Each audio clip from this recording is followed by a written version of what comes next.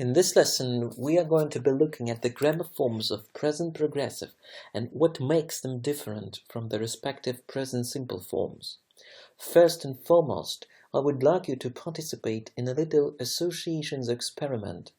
You see two words, dance and dancing, to be precise, two verb forms. What associations do they trigger in your mind as you hear those words, dance and dancing? Try to describe mental pictures or images popping up in your head in response to these words.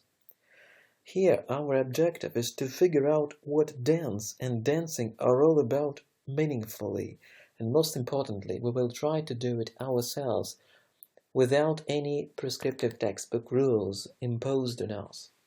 So, after thinking for a while, in our imaginary picture gallery, we will definitely agree on the fact that one word seems to be strongly associated with some vivid image of an action, process of some people or person dancing.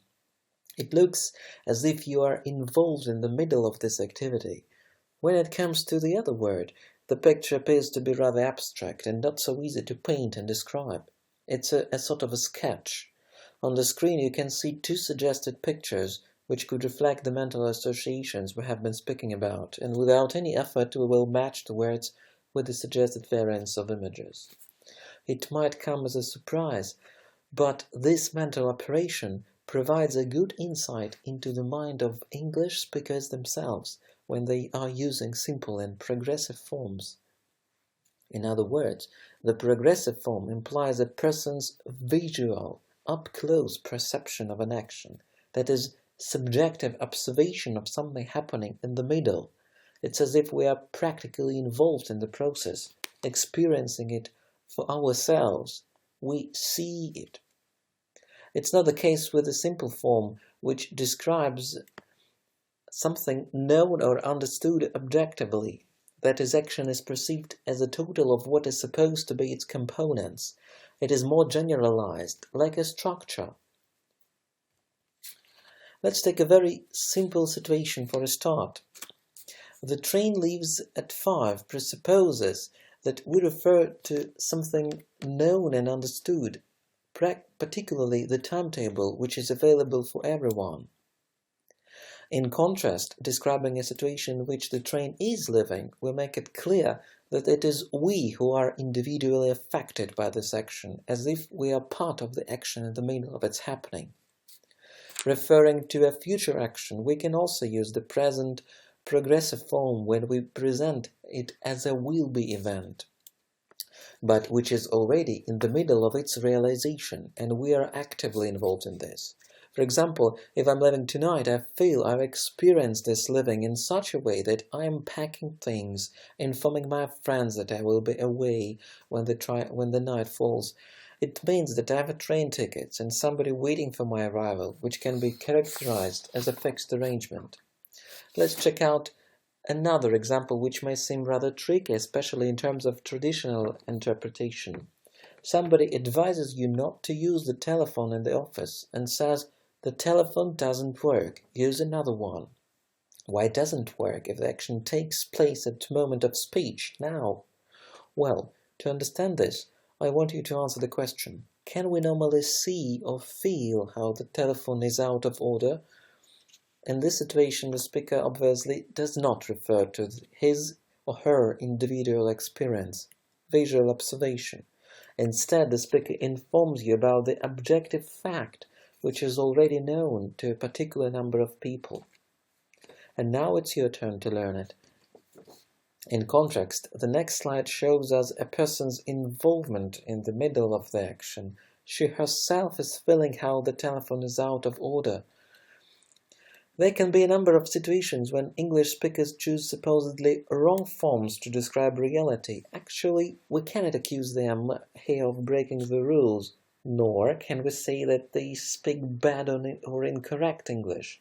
It's just the way they see what they are describing that affects how they are describing it.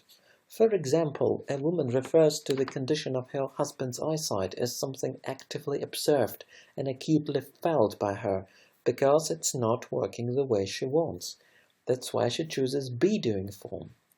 In another situation, which I picked up from the internet, social network users are complaining about the problems with the visibility of some section on the page, and they say they are not seeing it. The progressive form helps them express an action as such, that is the fact that they are looking for friends' posts on their newsfeed, but unsuccessfully. A well-known McDonald's slogan features present progressive for the same reason of emphasis on the action observed, or rather tasted. There are quite a few situations which describe some usual or repeated occurrences, and it doesn't necessarily mean that present simple has to be used here. For example, you can easily use either present simple or present progressive in the sentence above. The meaning will be different, and we have to keep it in mind. So you mustn't drink when you drive, or when you are driving. Well, it depends on how you perceive the present situation. I drive would mean I have a driving license. I drive in general. I am driving means I am behind the wheel, you can see me in the middle of it. So the sentence appears to make sense, certainly with the progressive form. I really have doubts that we mustn't drink alcohol shortly after passing a driving test, or as long as we have driving license and skills. Another curious case which I found in Michael Swan's Oxford Grammar would be interesting to look at in this respect. Why does the speaker choose the form even if the word usually is used here? Why does he choose I am having breakfast? If we once again turn our eye to the pictures which help us represent the actions described, we will be able to understand what is on the speaker's mind here. If you say when I have breakfast, you often attribute to this action the characteristic of generalized entity, which comes as a set of parts seen as a whole event from beginning to end. Waking up, frying eggs, eating, dishwashing. In contrast, I am having breakfast would logically imply the middle of this action, which is observed by somebody. So the post comes when I usually am in the middle of or busy with breakfast, not when my breakfast happens as an event. Let's look at the slide, which brings out the difference between the situations where we use the tense forms in question with the word always. The first example shows us a clearly objective perspective. It describes a person's characteristic behavior, which is commonly known in a society. The second example shows the speaker's individual perspective on the father's behavior based on the speaker's visual experience. It may sound exaggerated and emotional, though not necessarily expressing annoyance. You can check out a tweet of a famous American tennis player about the role of her father in her life. She says, "He is always giving me support."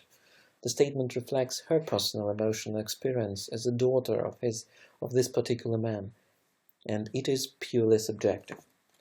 By way of conclusion, I suggest you should test your knowledge with the help of a little quiz. Take time to open the brackets by going through the material we have been discussing today. The middle of what action am I interested in when I ask you the question in the first example? Do actions in the second two sentences appear as generalized and parts of everyone's knowledge, or subjective and visually observed or felt? Which action with always is subjective and which one is objective? So I hope you answered all the questions to yourselves correctly and got it right. Thank you for listening.